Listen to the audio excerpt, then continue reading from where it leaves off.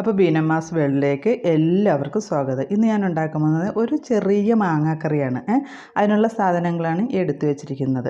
ഓരോരുത്തരും ഉണ്ടാക്കുമ്പോൾ അവരവരുടെ അളവിനനുസരിച്ച് ഇതെല്ലാം ചെയ്യാൻ പറ്റുമെന്ന് അറിയാം. ഈ മുളക് പൊടി കണ്ടിട്ട് പേടിയൊന്നും തോന്നുന്നുണ്ട്. ഇത് നല്ല എരിവ് കുറഞ്ഞ 2 മുളകും കൂടി പൊടിച്ചതാണ്, കാശ്മീരി മുളകും നല്ല മുളകും കൂടി. അപ്പോൾ ഇനി ഞാനിത് അരിഞ്ഞൊക്കെ എടുക്കാം. മാങ്ങയൊക്കെ അരിഞ്ഞു വെച്ച് ഇനി നമുക്ക് അടുപ്പ് കത്തിച്ച് തുടങ്ങാം. ഞാൻ ചട്ടിക്കകത്താണ് ചെയ്യുന്നത്. അപ്പോൾ ചട്ടി ചൂടായിട്ടുണ്ട്, ഞാൻ എണ്ണ ഒഴിക്കുകയാണ്. അപ്പോൾ എണ്ണ നല്ലപോലെ ചൂടായിട്ടുണ്ട്. ഞാൻ ഉലുവയും കടുകും കൂടിയാണ് ഒരുമിച്ച് തന്നെ ഇടുന്നത് കേട്ടോ. അപ്പോൾ വേപ്പിലയും കൂടി ഇട്ട് ആ പച്ചമുളകും ഇഞ്ചിയും വെളുത്തുള്ളിയും കൂടി അങ്ങ് ഇട്ട് കൊടുക്കാം. വെളുത്തുള്ളി പൊടിയിടുകയാണ്. അപ്പോൾ ഞാൻ മുളക് പൊടി അതുപോലെ ഈ കായപ്പൊടി ഞാൻ കുറച്ച് കൂടുതൽ ചേർക്കും കേട്ടോ. എന്നുവെച്ചാൽ എനിക്ക് കായപ്പൊടി ചേർക്കുന്നത് ഭയങ്കര ഇഷ്ടമുള്ളൊരു കാര്യമാണ് ഈ മാങ്ങാക്ക. ഞാൻ ഉപ്പിടുകയാണ്.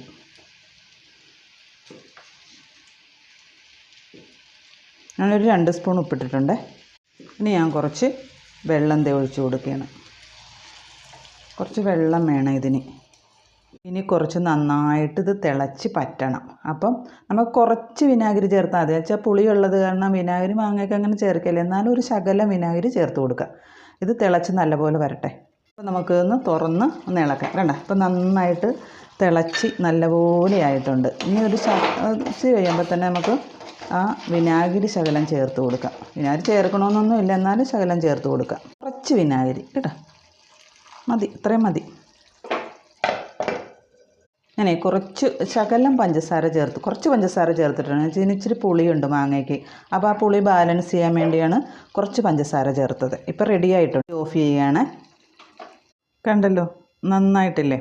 നല്ല ടേസ്റ്റാണ് ഈ മാങ്ങാക്കറിക്ക്. ഇത് നമുക്ക് കഞ്ഞിക്കായാലും ചോറിനായാലും ചപ്പാത്തി അപ്പം എന്തിനു വേണേലും കൂട്ടുന്നതിന് നല്ലതാണ്. പുളി കുറഞ്ഞ് മാങ്ങയായിരിക്കണമെന്ന് മാത്രമേ ഉള്ളൂ.